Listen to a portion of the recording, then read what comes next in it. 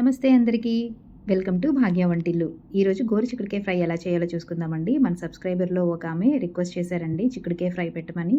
So నాకైతే ఫ్రెష్గా ఈ చిక్కుడుకాయ దొరికింది కాబట్టి నేను తీసుకున్నాను. జనరల్గా చిక్కుడుకాయ చాలామంది కట్ చేసుకుంటారు కదా, అలా కట్ చేసుకోకుండా ఇలా తుంచుకుని మనం బాగా 4 నుంచి 5 సార్లు గోరువెచ్చని నీటిలో వాష్ చేసుకొని కుక్కర్లో వేసి కొంచెం సాల్ట్ వేసి మునిగినంత వరకు వాటర్ పోసి 4 నుంచి 5 విజిల్స్ కొట్టిస్తే మెత్తగా బాయిల్ అవుతుందండి. సో ఇలా బాయిల్ చేయడం వల్ల ఏంటంటే మనకి కలర్ చేంజ్ అవ్వదు. డైరెక్ట్గా ఆయిల్లో రోస్ట్ చేసే కన్నా ఇలా కుక్ చేసుకుంటే చాలా బాగుంటుందండి. సో ఇదిగోండి వడకట్టాను కదా, చాలా మెత్తగా ఉడికిపోయింది చూసారా.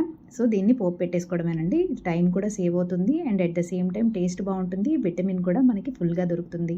సో ఇదిగోండి ఆయిల్లో కొంచెం పోపులు మొత్తం వేసుకున్నానండి. ఎండుమిరపకాయ, వెల్లుల్లి, కరివేపాకు, జీలకర్ర అన్నీ వేసుకున్నానండి. దాంతోపాటు ఆల్రెడీ కట్ చేసి పెట్టుకున్న ఆనియన్ వేసాను. ఇది కొంచెం బాగా బేబీ పింక్ కలర్లో ఫ్రై అయినంత వరకు చూసుకుని ఆ స్టేజ్లోనే మనం ఈ చిక్కుడుకాయ యాడ్ చేసుకోవాలండి. ఇది 2 నుంచి 3 సార్లు బాగా కలుపుకొని కొంచెం పసుపు, కొంచెం కారం, కావాలంటే సాల్ట్ ఇక్కడ అడ్జస్ట్ చేసుకోండి. సో వేసి బాగా కలుపుకోవాలండి. 3 నుంచి 4 నిమిషాలు అలా కుక్ అయితే సరిపోతుంది. ఇదిగోండి దాని తర్వాత నేను పంప్కిన్ నువ్వులండి, ఇది నువ్వులు పుచ్చగింజల పౌడర్ చేసి ఉంచుకున్నానండి. సో ఇది వేసి బాగా 2 నుంచి 3 సార్లు కలిపి బాగా ఒక 3 నిమిషాలు అలా ఫ్రై అయితే సరిపోతుందండి. అంతేనండి, వేడి వేడి చిక్కుడుకాయ ఫ్రై రెడీ అయిపోయిందండి.